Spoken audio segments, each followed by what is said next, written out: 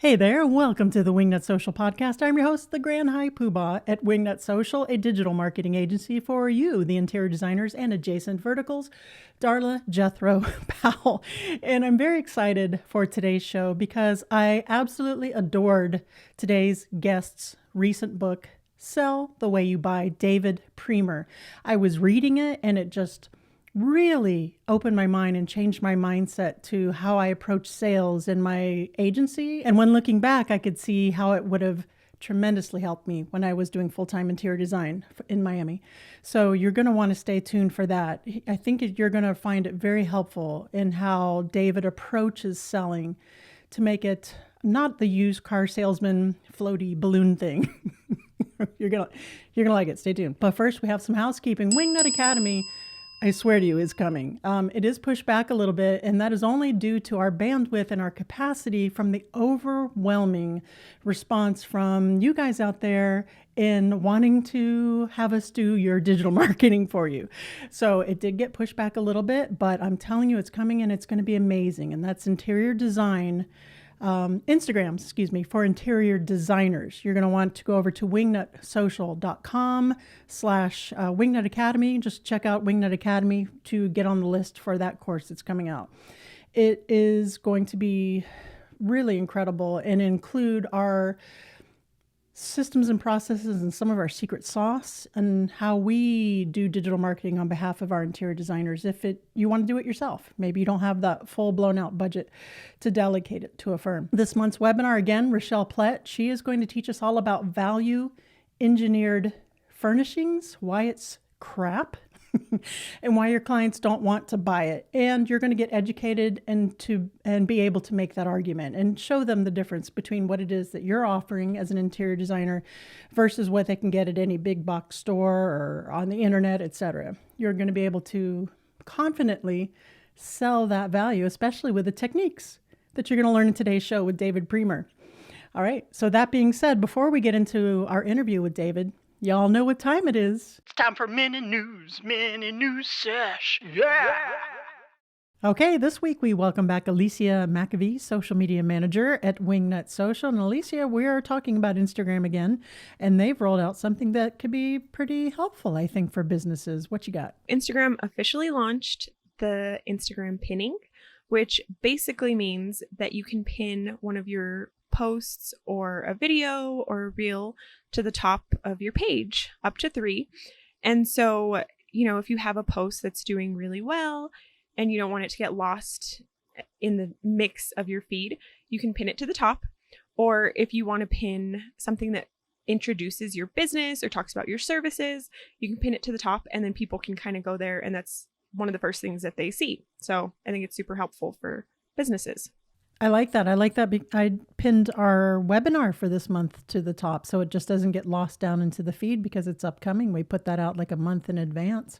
That could be very helpful. So what kind of posts would you recommend putting to the top of a feed for interior designers or architects? In our case, it works perfect because we do have an event. We have the webinar. So it's great to put that because it's time sensitive. And we want people to obviously see that and register. And so that's great to be pinned at the top. But for interior designers, they can pin something talking about their services. Or maybe, if they have a special focus, an area that they want to focus on in design, they can talk about that and pin that so that people come to their page and they can see like, oh, wow, this is, a sustainable designer or biophilic designer or whatever their kind of niche is. And I think that it'll help people really see who they are at first glance. What are we looking for? Is there like is it pretty cut and dry? Is there a little directive there to show us how to pin it to the top? Whenever you post something, and it can be, just images or a reel or a video, at the top right, there will be 3 dots. And if you click on those, there'll be an option to pin it, and you'll just pin it to the top of your feed. I imagine you can unpin it in the same way. Definitely. All right. So when that event passes, I'm going to unpin it. That's right. All right, Alicia, thank you so much for joining us again this week. We'll see you next time. See ya. Mini news sesh. Yeah. Hey there, David Priemer. Welcome to the podcast. How the hell are you? I'm doing great, Darla. Thanks for having me. I'm happy to have you here. I've actually been teasing you to the audience. Your book, Sell the Way You Buy, has really been eye-opening for me. And as soon as I read it, I was like, oh my gosh, I have to get David on the show because you can really help our audience help build their business, close their sales on their consultations. I have no doubt. So terrifically thrilled that you said yes. Thank you. Before we get in to my interview, just tell the audience who you are, how you help, and then we'll dive in. My name is David Priemer. I'm the founder and chief sales scientist, as I say, at Cerebral Selling. Like everyone who got into sales, I got into sales by accident. Started my career as a research scientist over 20 years ago, and then ended up getting into sales at the turn of the dot-com boom. Absolutely fell in love with sales because it's so complex, almost like an engineering problem. And yet, when you tell someone you're in sales, you become the enemy. I know. I didn't really like that part of it. So I said, okay, well, after 20 years of sales leadership, and I work primarily at high growth B2B technology companies, through acquisitions, and I love what I did, but I said, like, how can I help? How can I help sellers? How can I help business owners do this thing that's so important and central, which, by the way, we don't teach in school, and people don't know this is a thing you can do. How do we teach them to do it in a way that is powerful, emotionally connected, doesn't make them feel gross? And so I started a practice completely dedicated, and of course the book dedicated to teaching people the art and science of really human selling. Selling the way you buy, right? Like I said, I love that book. And I think that the biggest pain point for our audience, which is mostly solopreneurs or B2B, interior design business owners, or the principals of the rainmakers that are listening to the show, and their number one job is to get clients, to sell clients, to go to consultations, close those clients, sell products, sell furniture. And I think that we all have in our head this old school cringy used car salesman kind of icky vibe. That's one aspect of it. Another aspect of it is just feeling icky and asking for it. There's just a whole bunch of anxiety and hesitation and even knowledge on and how to do it. We just get a lot of anxiety revolved around sales. What I like around your book, which we're going to talk, is that if we flip that and look at that as a way to actually legitimately help, right, people with a relationship and the emotional selling, I think it's a game changer. So let's start with that. Let's talk about the difference between the old school trope of selling and how Sell the Way You Buy launches us in a whole new direction. Well, a lot of the kind of the negative emotion that people have towards selling does come from the historical perspective. And Dan Pink talks about this in his book, which is not to burst the bubble later on, but one of my favorite sales books is called To Sell is Human. And he talks about this idea that, back in the day, there existed this information imbalance. And it's one of the reasons why we hate talking to salespeople. Imagine you go to buy that used car. You don't know if that used car is a piece of crap or it's actually good. The salesperson knows, and you're always wondering, like, do they have more information about this thing than I do? And even today, we're always very suspicious of salespeople because of this information imbalance, even though a lot of that, what he refers to as information asymmetry, that imbalance, has been now replaced by parity. Like, you can go online and read reviews, and even for your people listening to this, I could Google your business, and there's all sorts of review sites and so on that come up, and yet we're still always worried, like, what's the real deal? Like, what is this person not telling me?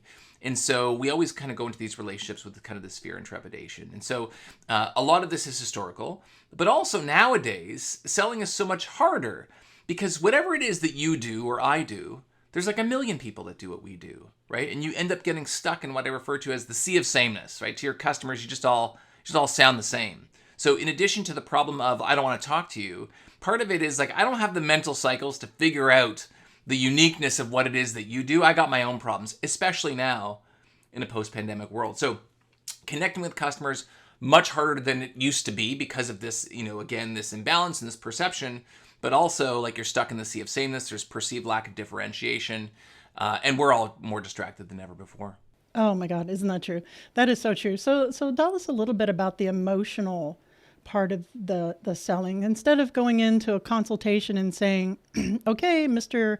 and Mrs. Clients, here's my services, here's what I offer, it's X amount of money, are we good or nah? Yeah. Tell me how we're looking at this different. Well, the way I kind of think about everything is like, what's the problem we're trying to solve here? Like, what's the problem I can help solve for you?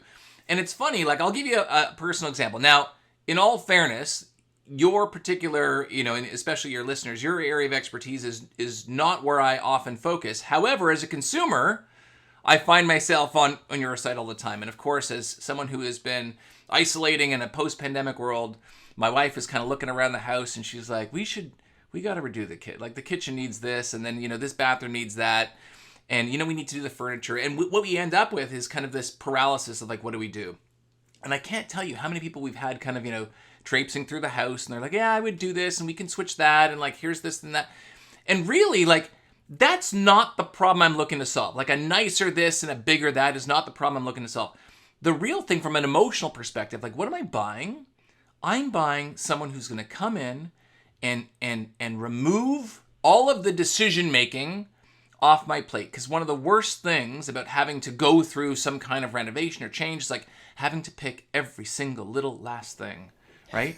And so imagine like this person came in and said, hey, look, we can talk about how I can help, but like, I'll tell you, like, I specifically work with homeowners who love this idea of kind of transformation, but hate the fact that they have to pick every little thing, right?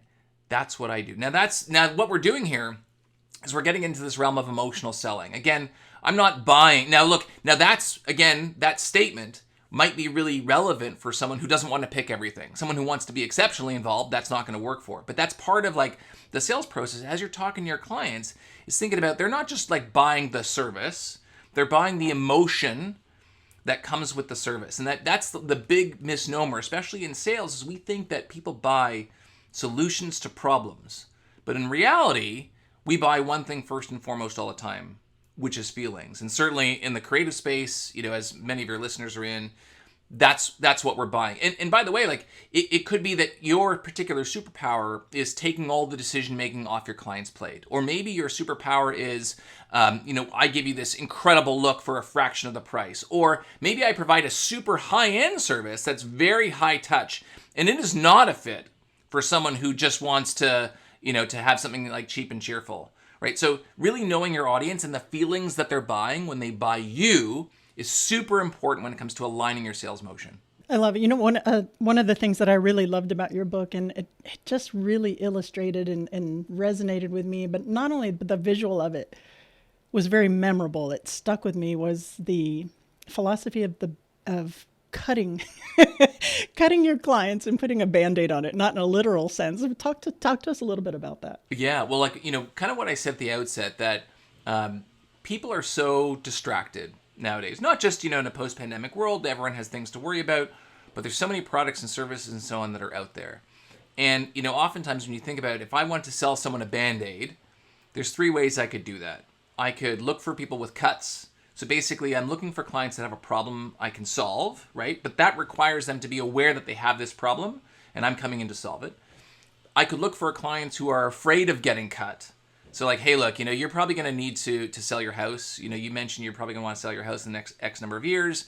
And so you're probably going to want to refresh your house now, so that you can enjoy it, live in it. I'm just making this up, by the way, right? But like, I'm selling like the future of like, hey, look, if at some point you need to sell your house, well, you're going to need to do A, B, and C. So I'm looking for people who are maybe afraid of getting cuts.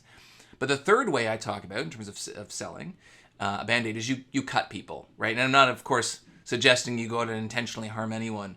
But what I'm saying is people walk around all the time with problems that they're not even aware of, in their head. And it's oftentimes, sometimes it's in the back of their mind. Sometimes they're problems that that they're not even holding out on you with, but they just don't know exist. So you might go and work with a client, and you might tour their house or facility, whatever it is, and it's like, did you realize like you have an issue here and an issue there, and maybe there's like some kind of jurisdictional violation that's in place, like this wiring isn't working. You know what I'm saying?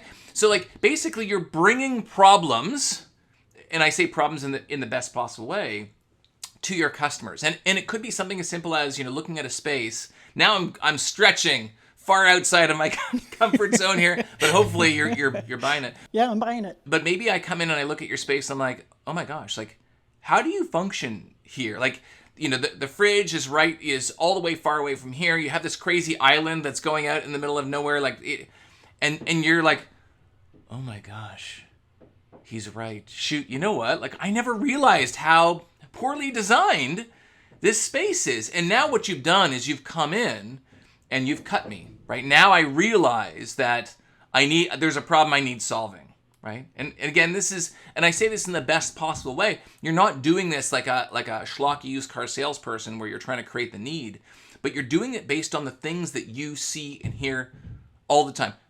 For example, I might, work with your audience here and I say, hey, look, I work all the time with business owners who realize that they have a passion for what they do and they love growing their business, but they just hate selling. Like, they can't stand it. And again, like, that might be an example of quote unquote cutting your audience, because maybe no one's ever come to them and say, it's okay to hate selling. Like, it's okay that you hate doing this, but you need to. And you're like, okay, David, I'm bought in. Like, what do I need to do, right? So what I've done is I've just cut you. I've created a little bit of pain so I can come in and hopefully address it. What I really love about that is you're helping the client too. Not only are you seeing the problems and you're saying, hey, here you have this crappy code violation. We need to design around it and fix that. But it's going to help them because that's unsafe. They could get fined. Where's the fine line between cutting your client and seeing these problems that they didn't even know existed? They don't know what they don't know, and you're going to help them and fill that need in offending them or, what I mean, putting them off, or, as interior designers, when we go into people's homes, it's a little touchy anyway, because it's a very intimate situation and people are expecting us to kind of judge them.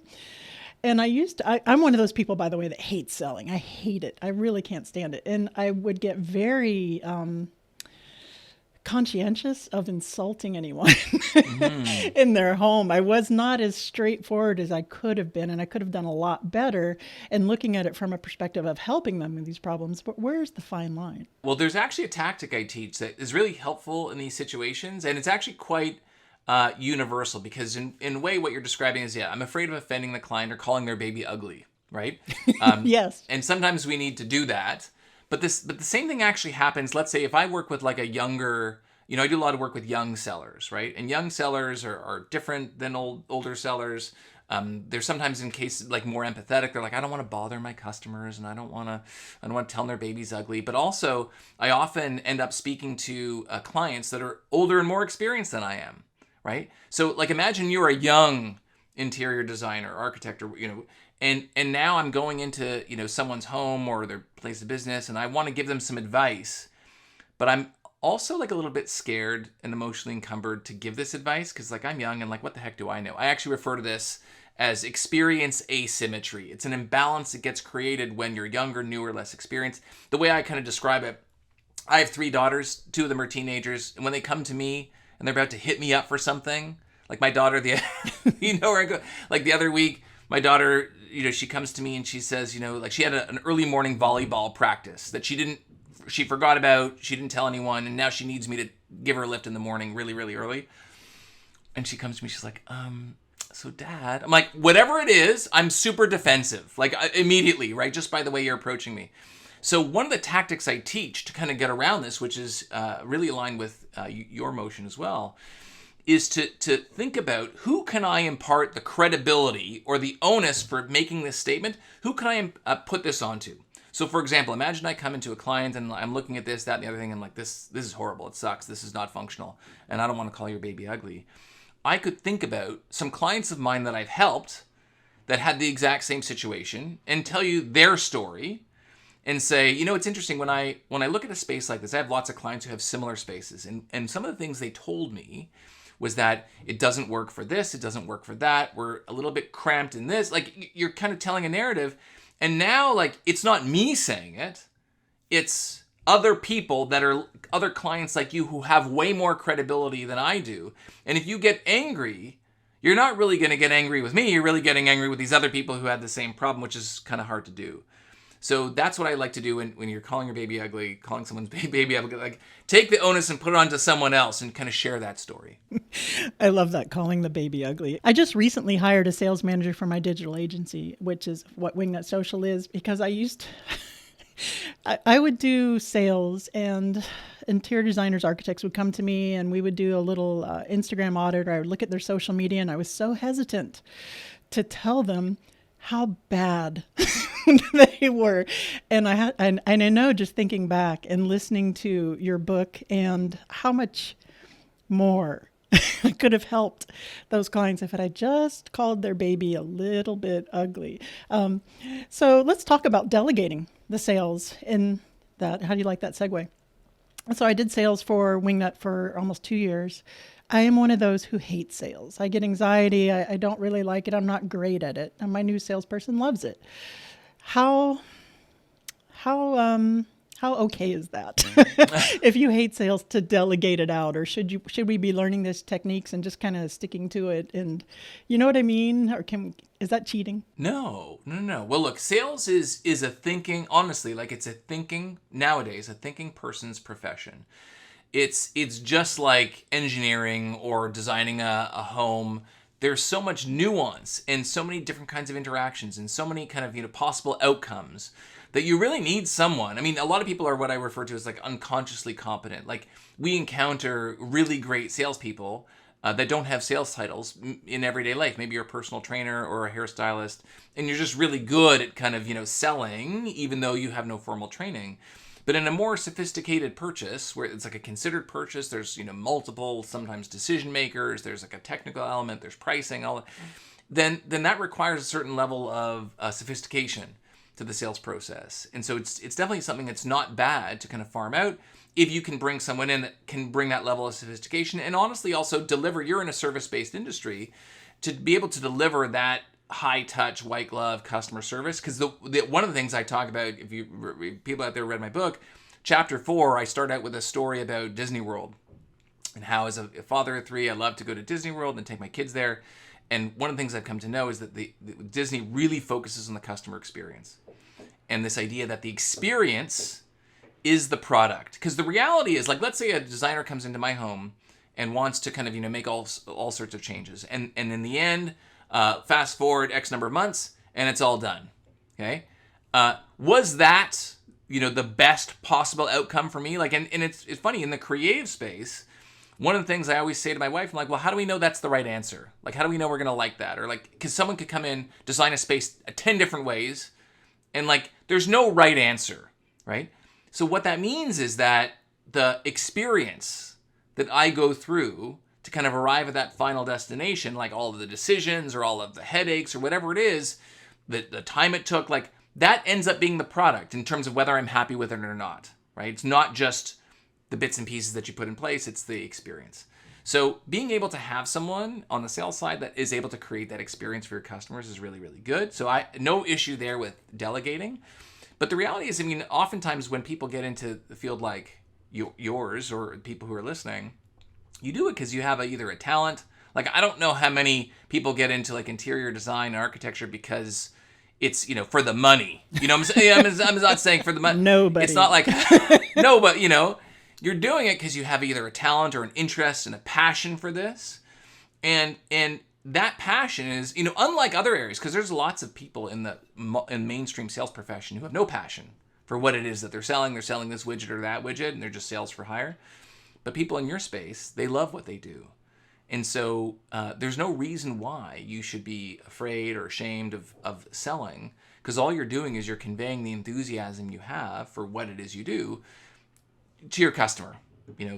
That's it. I love that you mentioned the story in your book about Disney, because they did have a terrific experience model there, right? You talked about how your child dropped their ice cream and someone spotted it and they said, oh, can I get you another one? And you were blown away by something so small. So let's talk about that client retention, that experience in the selling process and in the retention, the referrals and the clients, and how important that is. And it separates you from just having an interior design business or an agency as a commodity to having an actual experience in a business and what that looks like. 100%. The experience is the product. I'll tell you a story. So I run a sales leadership group. And so I was at a dinner once a little while ago with maybe about 20 vice presidents of sales in my space at a bunch of technology companies. And they were talking about some of the technology they use within their teams. And there was one particular, and I talk about this in the book, I believe, as well. There's one particular type of technology in this space. There's only like a few different companies that provide it. So they were talking about, Darla, who do you use? And David, who do you use? And, Darla was saying, well, I use such and such company. And David was saying, well, I was looking at this other company, but oh my gosh, I had this horrible experience with the sales rep that we had. And one of the other sales leaders like, was it Darla from Wingnut Social? And they were like, yes, it was Darla. And this whole negative sentiment around this rep spread like wildfire around the room when everyone realized they were in the same region and were being serviced by the same rep who they did not like, which had nothing to do with the technology itself or what they were actually buying, right? And this as well. Sometimes you're on the phone with your telco and you're trying to get a discount on your cell phone bill or whatever it is, and the person you're talking to is just giving you this horrible experience. Or you go to buy a car that you could buy at this dealership or that dealership, but you just got a really bad feeling from this particular rep. Or you went into that, Walmart, and the washrooms were so dirty that you just said, I'm not coming back to this Walmart again, right? Like, the experience is the product. So whatever it is you're selling, the end result is important, but the experience the customer has with you transcends all of that. Because at the end of the day, let's go back to how we began. People are buying feelings. And I'll tell you, one of the reasons why throughout this whole time, me and my wife and I, we have not pulled the trigger on redoing this or redoing that, is just because of oh my gosh, all the decisions, and we got to have people coming through and everyone's going to say something different, and it's going to take a long time. It's just enough, right? And that's actually what happens. If you're trying to motivate someone to change and they see that change as being very painful or time consuming or being a crappy process to work through, they'll just say no. Because at the end of the day, now, again, I might be overextending here, but I know, especially in the technology space, no one really needs technology. No one really needs interior design work. I mean, really. Right. It's a luxury. It's a luxury on whatever level you're selling it. No one really needs most of anything, but what we're buying at the end of the day is feelings. So again, to be able to align your selling motion and the experience you have with those feelings is the most important thing you can do, transcending all the nuts. And you could be the best interior designer in the world, but if you're putting your customers off, if you're a pain to deal with, then no one's going to hire you, right? So that feeling is very important. Yeah, that's definitely the death of your business if you don't provide a good experience, because it's only just a matter of time, no matter how much marketing or advertising you're doing, until those referrals start saying, Darla sucked. 100%. Well, also on the flip side, I can't tell you when, all of the things, and by the way, so my last, the last technology company I started, I worked at, whereas the VP of sales, we were an advocate marketing platform. So it was based on this premise that your happy customers are your best salespeople, right? But a lot of companies don't mobilize in the way that they could the authentic voices of their happy customers. So I know firsthand from a data perspective that those voices have a massive conversion rate, far more than anything else. And especially in a world where we're more distracted. When I started my business and I needed a logo. So what do? I go to my friend Darla, and I know Darla had a logo design for her business. Darla, what did you do, right? And you told me, and I trust Darla, and I just did that. And then when I needed to go, I wanted to celebrate my anniversary with my wife. We wanted to go to a little B&B in kind of the wine country near where we were.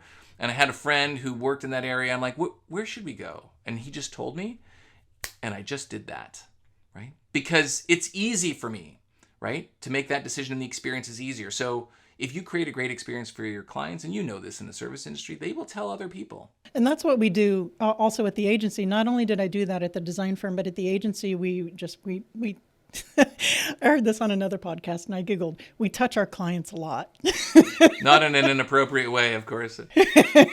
Right. So, and we reach out and we're letting them know that we're doing their work and that we're thinking of them or referring them or answering their questions. And they just know that we are doing the work, and we make a really terrific experience for them as well. They're not just a number to us. So I think that's amazing. David, is there anything that I've forgotten to ask you on this topic that you think the designers need to hear before we get into the fire round? No, I would just say, look, sales is not a dirty word.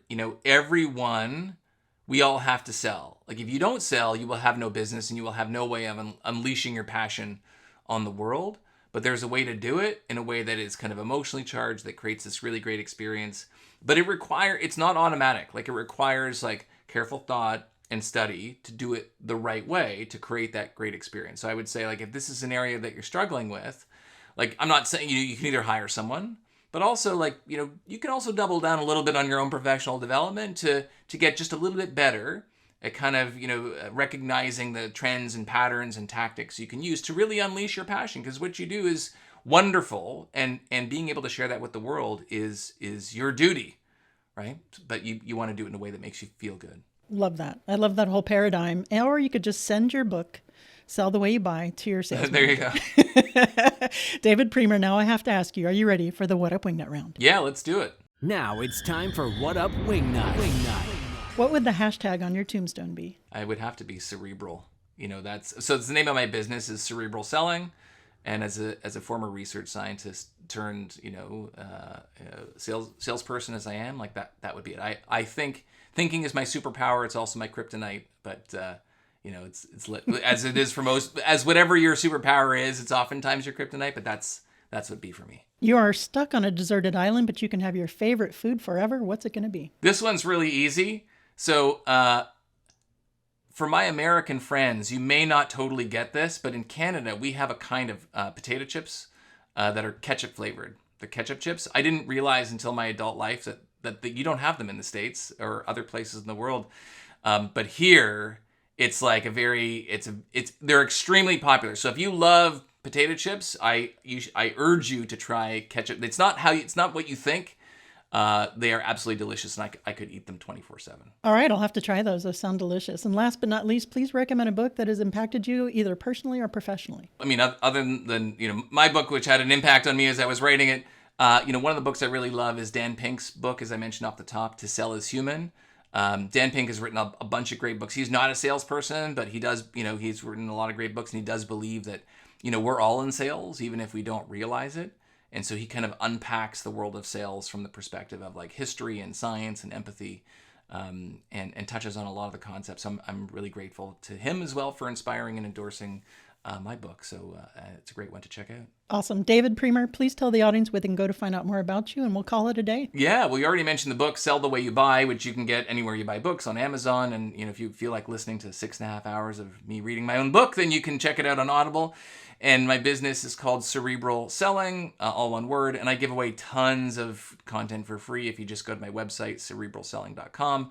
It's on Instagram. I'm on LinkedIn. I have a Facebook group. I have a YouTube channel, tons of stuff for free that you're more than welcome to avail yourself of. Tons. You do a really good read on that audiobook too, by the way. That's how I listened to it. That's how I read it, quote unquote. Yeah. You do a really good job. A lot of authors that read their own books, it's kind of a slugfest, or a slogfest, I should say, to try to get through. Well, I was cringing. Like I was like, oh, I don't want to read like my own book, because they were like, it's going to take you to do that 6.5 hours. It's going to take you like 35 hours of reading just to kind of get that.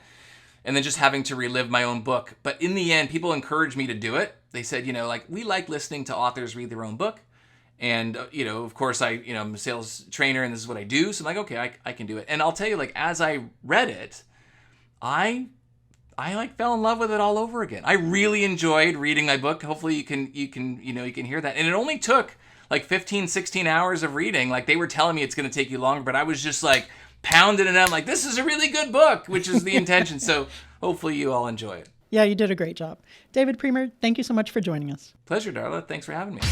Okay, so I admit, I was definitely that interior designer that had the cringe factor when it came time to sell my interior design services or to close an interior design consultation. I wanted nothing more than just to get out of there and just pray they called me back. It's what I like to call the freezy shakes or the jazz hands. So selling for me has been a little cringy, especially I think when we're selling ourselves, right? It just seems it's kind of hard to say, here's why you should give me money because I'm so awesome. I'm simplifying it, but there's a little bit of a factor in the historical stereotype of sales. It's always been something pushed upon you, or the mindset that you're pushing something upon someone and not that you're actually doing them a service, filling that need and helping them and making their lives better. And I just love David's take on all of that. It's really helped my mindset when it comes to selling. So I hope it's helped you as well. Remember to head on over to wingnutsocial.com if you need help with your social media marketing for your interior design firm, your architect firm. Maybe you're a furniture manufacturer and you sell to the trade. We do that too. And that is all we do. We have the experience in this industry and we are very well versed in the interior design, everything. So you don't have to worry about explaining yourself to just some one-off odd job marketer. We have that covered. And Wingnut, this month's Wingnut webinar, June 30th with Rochelle Platt, again, all about value engineered furniture, why it's crap, and how you can tell your clients that it's crap and to buy all the good stuff from you. And that's it for today. Remember, until next time, to get out there, get uncomfortable, and be great. Hey there, David Priemer. Welcome to the podcast. How the hell are you? I'm doing great, Darla. Thanks for having me. Oh, I'm so excited to have you here. I've actually been teasing you to the audience that sell the way you buy. Sorry, another blooper.